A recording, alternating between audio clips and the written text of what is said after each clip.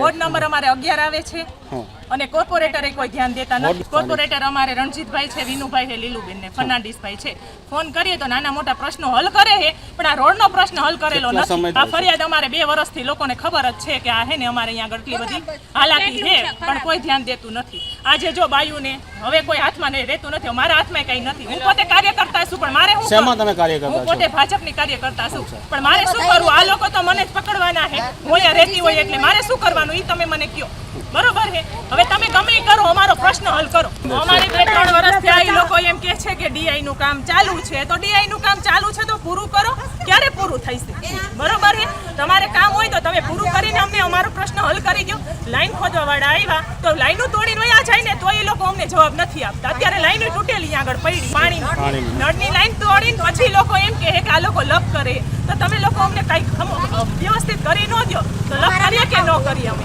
અને આજે હું કાર્યકર્તા હોવા છતાં મારે શું કામ મીડિયામાં આવવું પડ્યું? જોવા આવેલા છે, એકવાર આવ્યા હતા, જોઈને વયા ગયા છે. મોરમ નખાવી દીધી, કેવી નખાવી? ગારો સાવ ચીકણો ગારો નખાવી દીધો. અમુકનું બીજે દિવસે જેસીબી લઈને ભરવું પડ્યું, અને ઉપરથી ત્યારે અમને એમ કહેશે કે અમે જવાબ નહીં આપીએ, હવે બીજાને તમે કહીજો.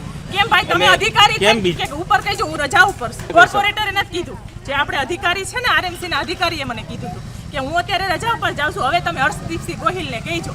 બરોબર, તો હું અમારે ફોન જ કર્યા રાખવાનો. એટલે અમે લેખિતમાં નથી કરેલી, પણ ફોન કરીને બધાને કીધેલું, એ બધાને મીડિયા મોકલેલા. એ લોકો એમ જ કહેશે કે આ લાઈનનું કામ પૂરું થાય ત્યારે કરી દઈશું. લાઈનનું કામ પૂરું થઈ ગયું છે, તો એ છતાંય તે પ્રશ્ન હલ નથી. હું કાર્યકર્તા શું કામે બની આવીશું?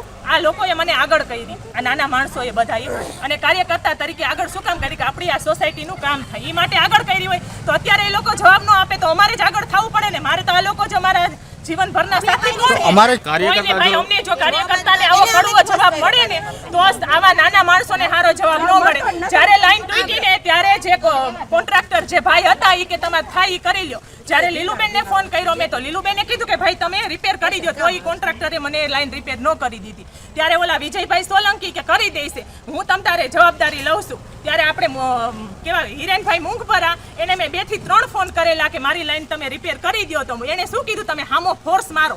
એટલે ભાઈ તૂટી ગયેલી લાઈનમાં હામો ફોર્સ કેનો મારવો? બધાય ધરમનગર, ઓમનગર બધાયમાં આ સમસ્યા છે. એક ધરમનગરમાં નથી. અહીંયાથી લાઈન તે છે કે અમૃતધારા ડેરી છે, ત્યાંથી બાલાજી ઓલેથી બધું આ જે પરિસ્થિતિ છે તમે એક વખત જોઈ લો બધી બાજુ.